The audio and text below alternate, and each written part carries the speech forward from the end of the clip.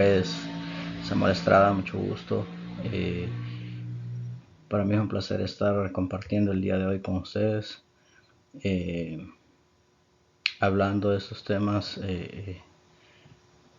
que nos asignaron para la exposición. Pues para mí, pues nos tocó junto con mi compañera Lisette y Dagoberto hablar de los primeros dos temas, que es el retorno a la democracia y la inestabilidad política en nuestro país.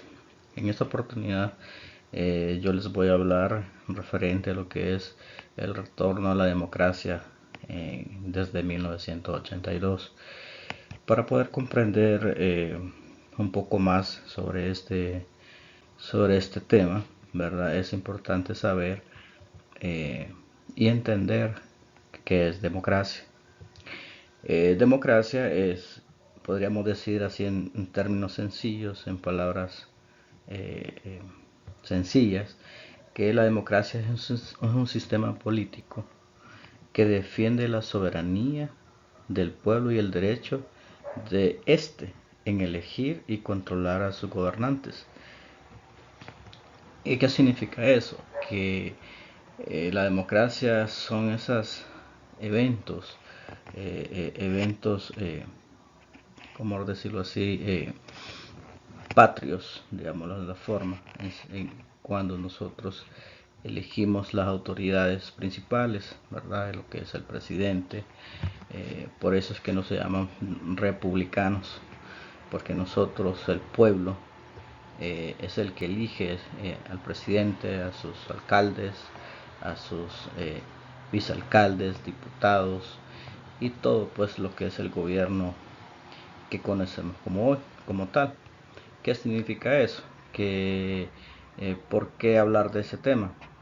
Porque antes de eso, de ese año, en 1982, no, no existía la democracia como tal, ¿verdad? Entonces, lo que existía era un gobierno militar de facto, ¿verdad? Donde los militares eran los que mandaban la soberanía, cuidaban, pero mandaban la soberanía del Estado, ¿verdad? Donde ellos imponían su ley, imponían sus dictaduras, donde eh, no había, ¿verdad?, libertad civil, mucho menos política, ¿verdad? Entonces, por eso esa forma de liberar o de dirigir una nación causó conflictos constantes, ¿verdad? Que hoy conocemos como golpes de Estado, ¿verdad? Que eso más adelante mis otros compañeros van a intervenir y van a especificar sobre ello. Pero en sí, ¿en qué momento o cómo retorna la democracia a nuestro país? La que hoy conocemos. Pues antes de ello, ya habían existido, como les comentaba anteriormente, varios golpes de Estado o varios periodos de gobierno donde gobernaban los militares. Pero en 1982, antes de ello, Honduras estuvo en el régimen militar liderado por el general Policarpo Paz García, quien tomó el poder en un golpe de Estado de 1978.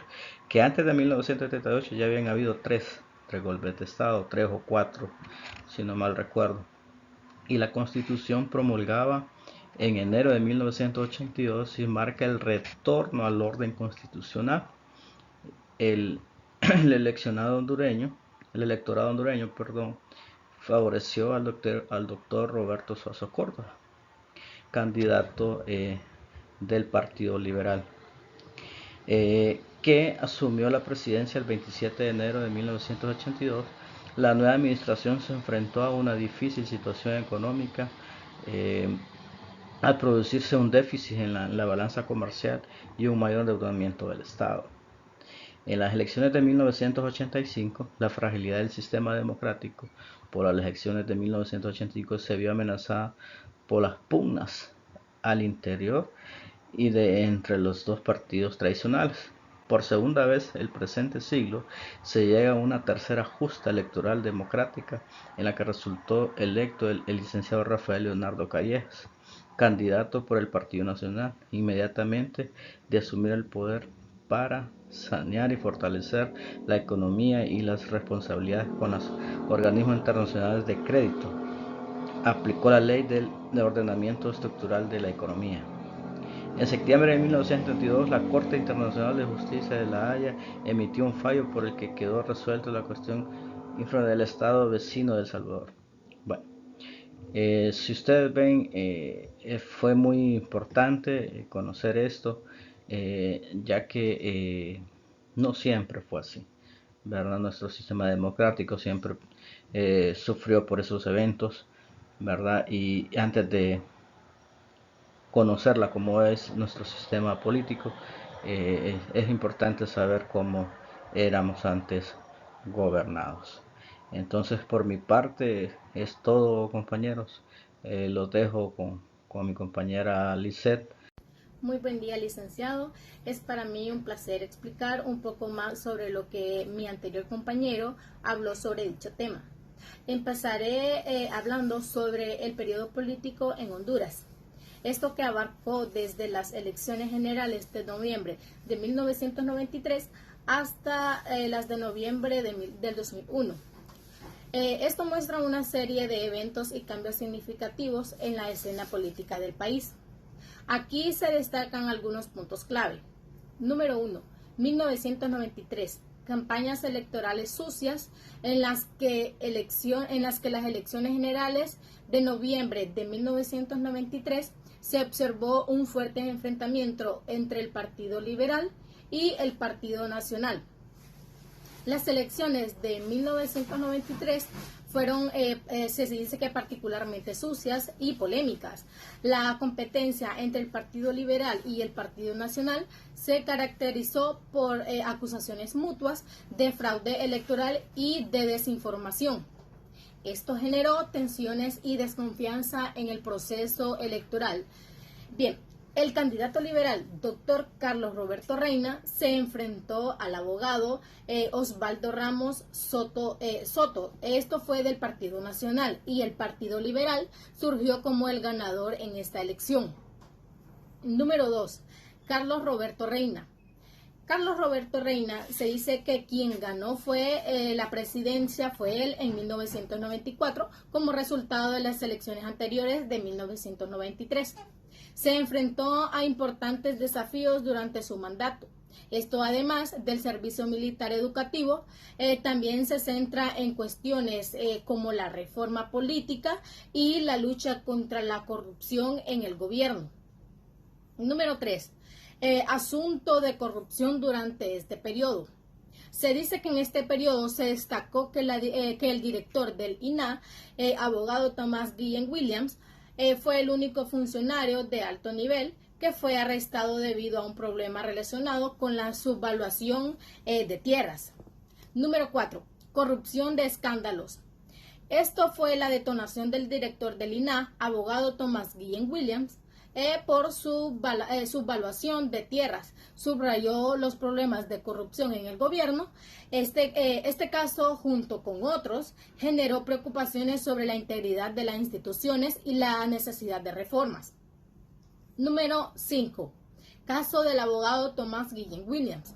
El arresto de del director del Instituto Nacional Agrario, INAH, abogado Thomas Guillen Williams, fue un caso emblemático de corrupción en esta época. Fue acusado por lo anteriormente dicho, subvaluar tierras, lo que provocó un escándalo político ilegal. Número 6. Elecciones de 1997. En las elecciones de noviembre de 1997, la campaña electoral fue menos virulenta. La candidata del Partido Nacional fue Nora Gunera de Melgar Castro. También se vio la participación de la UD, que simboliza Unidad Democrática, que ganó la alcaldía municipal de La Paz de Filiberto Isaula y varios regidores a nivel nacional. Número 8. UD comúnmente Unidad Democrática. La aparición de la UD como una fuerza política significativa en 1997 en el desarrollo, fue un desarrollo notable. Fue un indicativo de las elecciones que estaban buscando como alternativas a los partidos tradicionales. Su éxito en la alcaldía municipal de La Paz dice que demostró que existía un espacio para nuevos líderes y enfoques políticos. Además, que la alcaldía municipal de La Paz, con Filiberto Isaula y otros éxitos, también demostraron que había un nuevo espacio para voces y políticas hondureñas. Número 9. Desvinculación del presidente Flores.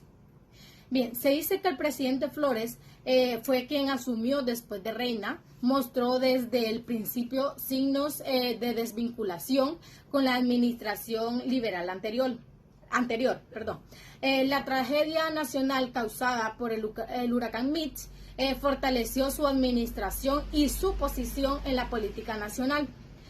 Número 10. Elecciones del 2001.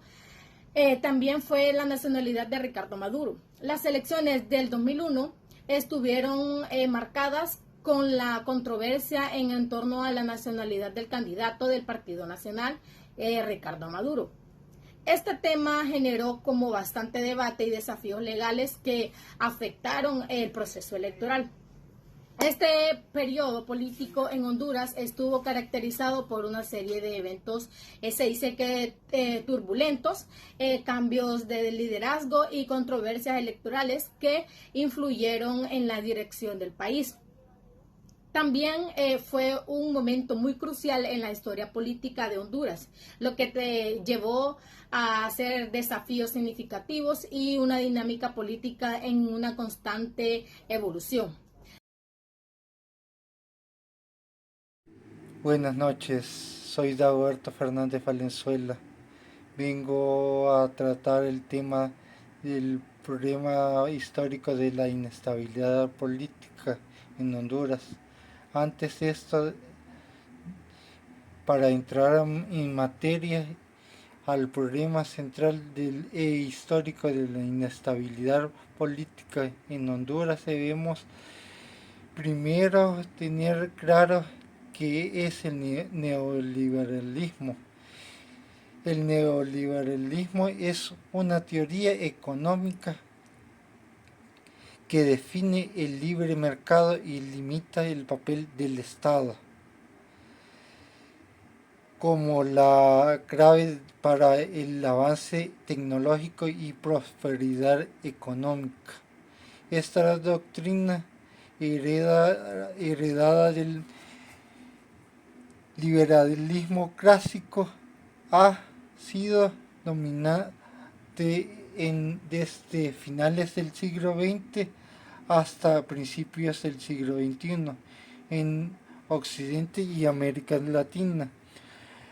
Ha impulsado la globalización económica. Partiendo de estos conceptos de base del neoliberalismo, saltamos a lo que es una cronología de golpes de Estado de Honduras. En 1933 a 1948, el dictador Tiburcio Carillas gobernó el país. De 1956 a 1957, Julio Lozano Díaz gobernó el país. De 1963 a 1971, Osvaldo López Arellano. De 1972 a 1975, Osvaldo López Arellano de nuevo. De 1978 a 1980, la Junta Militar conformada por Policarpo Paz García,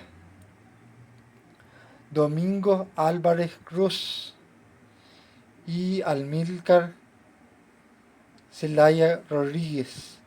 Estas fueron parte de las inestabilidades del país. Buenas noches, con el siguiente compañero.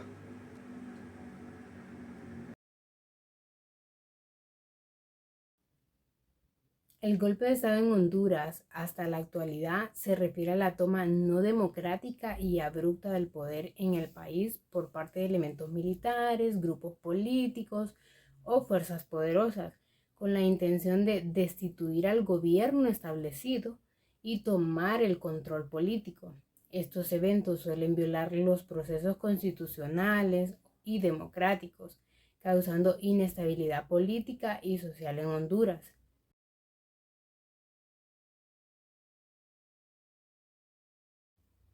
A lo largo de su historia, Honduras ha experimentado varios episodios de inestabilidad política, marcados por golpes de Estado.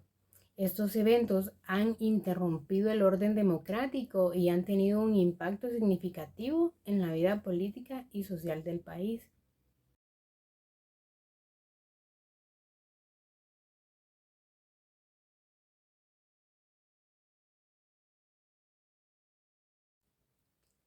Golpe de Estado en el año 1956.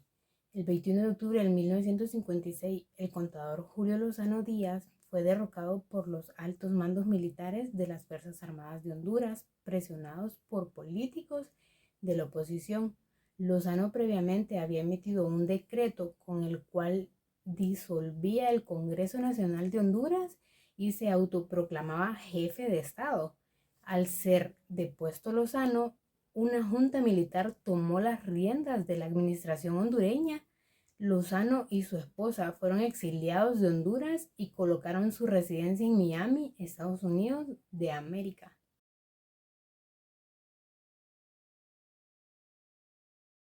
El golpe de Estado en Honduras del 3 de octubre de 1963 concluyó con la situación del presidente constitucional Ramón Villeda Morales. Durante su periodo se creó la Constitución de Honduras del 1957, en la que se cambió la constitución anterior creada durante el gobierno de Tiburcio Carías Andino. De esta forma, se pensaba de una nueva constitución en la que se prohibía la reelección presidencial. Modesto Rodas Álvaro, candidato presidencial por el Partido Liberal de Honduras, era la persona con más opciones para ganar las elecciones generales y fueron truncadas previamente por el golpe mencionado.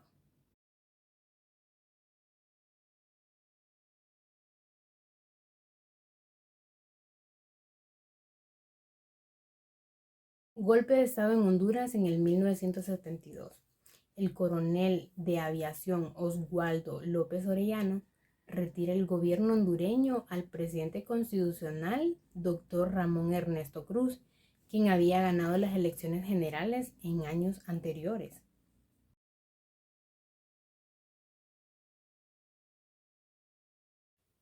Golpe de Estado en Honduras del 1978. El golpe de Estado en Honduras del 8 de agosto del 1978 terminó con la sustitución del presidente general Juan Alberto Melgar Castro. La administración del Ejecutivo la tomó una junta militar y después fuera.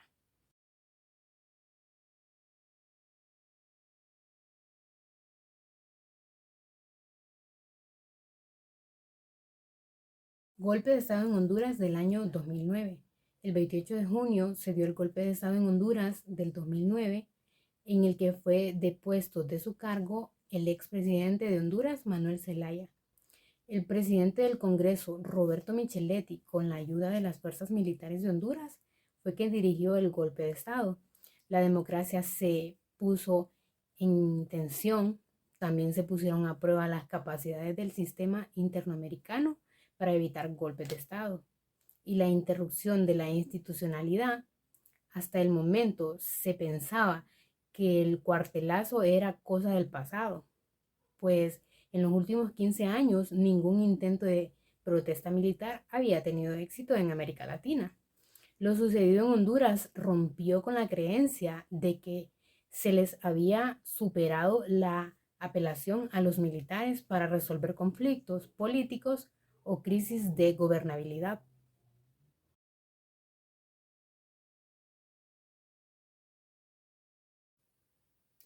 Los militares fueron la pieza decisiva para expulsar al presidente Manuel Zelaya. Solo con su apoyo fue posible sacarlo de la residencia presidencial y llevarlo a Costa Rica en contra de su voluntad.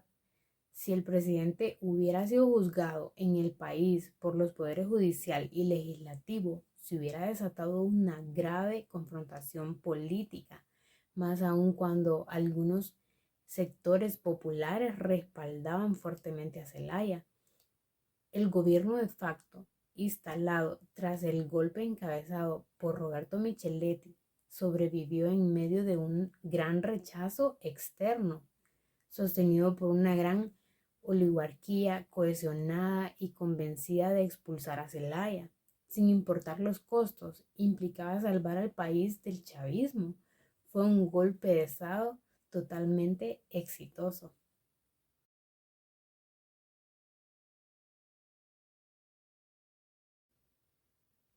En resumen, los golpes de Estado en Honduras han dejado una huella indeleble en la historia política del país. Estos eventos han interrumpido la continuidad democrática, causando inestabilidad política y destruir la confianza en las instituciones gubernamentales. A lo largo de los años, Honduras ha enfrentado desafíos recurrentes en su camino hacia la consolidación de un sistema político estable y participativo. La historia de los golpes de Estado en Honduras refleja la complejidad de su proceso político y la lucha por el equilibrio de poder entre diferentes fracciones. A pesar de los obstáculos, el pueblo hondureño ha demostrado su resiliencia y su deseo de un sistema democrático que corresponda a sus necesidades y sus aspiraciones.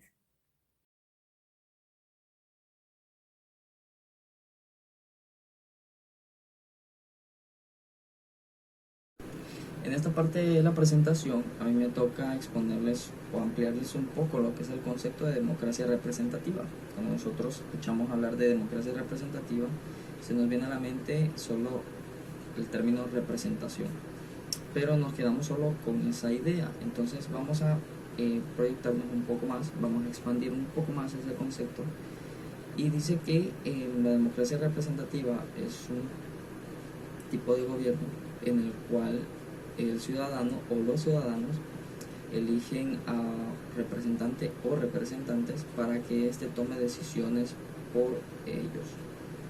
El ciudadano o la ciudadana eso lo hace a través de un proceso de votación, el cual es periódicamente, el cual elige el mejor representante para que esa persona tome las mejores decisiones, en lugar de que el ciudadano esté participando en constante toma de decisiones. Entonces, en pocas palabras, es que el ciudadano elige a alguien que tome las decisiones por él. Pero para eso, el ciudadano analiza los diferentes perfiles de esos candidatos a representación del pueblo para que elija de una forma más correcta a la persona más congruente, más capaz y pueda tomar las mejores decisiones para que sean beneficios del ciudadano o los ciudadanos. En una democracia representativa los representantes tienen que mantener una constante comunicación con el ciudadano o los ciudadanos. Esto lo hace mediante diálogos. Esto lo hace para que popularmente hablando se eviten malos entendidos y lleguemos a caer en el proceso o en los términos de corrupción. El que ha sido elegido como representante de los ciudadanos tiene el deber moral de poder comunicarle a los ciudadanos, explicarle de la mejor manera posible y muy clara del por qué se va a tomar esa decisión, el para qué.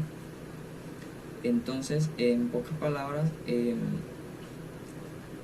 tiene que haber una constante comunicación entre lo que es el ciudadano que ha elegido al representante y el representante que ha sido electo por los ciudadanos. Ahora, Este sistema de democracia define que el ciudadano tiene una participación de forma indirecta. Los representantes elegidos se encargan de tomar las decisiones para la base de preferencias de la población. Si este representante no funciona, entonces por eso se hacen elecciones periódicamente,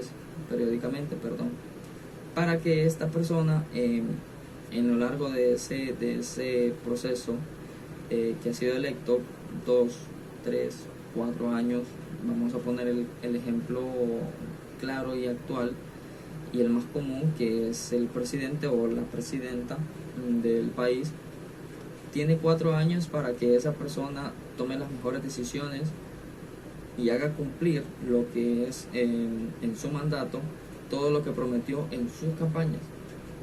El ciudadano ha elegido a ese representante y en esos 4 años tiene que devolverle al pueblo todo lo que el gobierno, todo lo que el pueblo ha puesto en sus manos a través del voto, y así sea popularmente hablando, ganar y ganar, una ganancia mutua. Ahora, es de importancia el poder destacar que la democracia representativa se basa en principios fundamentales, como es el poder, ¿cómo se podría decir?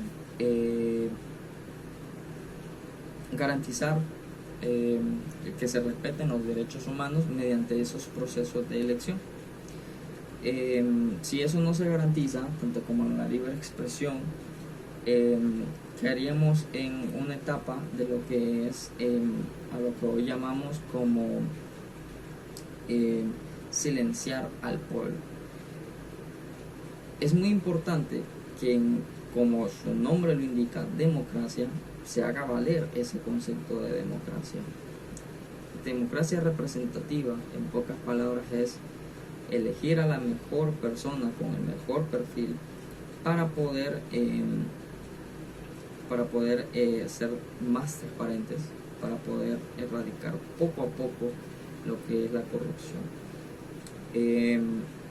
La democracia representativa es una forma indirecta, pero a su vez tiene un gran impacto en lo que es en la toma de decisiones, y el pueblo, aunque no participa de una forma directa en la toma de decisiones, tiene un papel muy fundamental en este proceso, en este tipo de gobierno, ya que si el pueblo no elige a la persona, si el pueblo se abstiene de poder hacer una votación periódicamente, no tendríamos representantes en los cuales no puedan tomar decisiones por nosotros. Hoy en día pues está manchado con muchísima corrupción, tanto la democracia representativa como la participativa. Sin embargo, siempre hay esos pequeños destellos en los cuales nosotros pues vemos que hay candidatos que de una forma u otra cumplen, pero hay mucho por qué trabajar. Entonces, en pocas palabras, la democracia representa. La democracia participativa es una forma de democracia en la que los ciudadanos tienen mayor participación en la toma de decisiones políticas que en las que se les otorga tradicionalmente la democracia representativa. La democracia participativa permite una participación ciudadana mayor que en democracia representativa, pero menor que en la llamada democracia directa y equivalente en uno de sus mecanismos a la democracia semidirecta. Es un sistema de organización política que le permite y otorga a los ciudadanos la capacidad de intervenir e incluir la toma de decisiones más directa posible. La participación que se desarrolla por diversos medios en muchas democracias modernas está comenzando a consolidarse dentro del ámbito de democracia representativa como una nueva manera de hacer las cosas.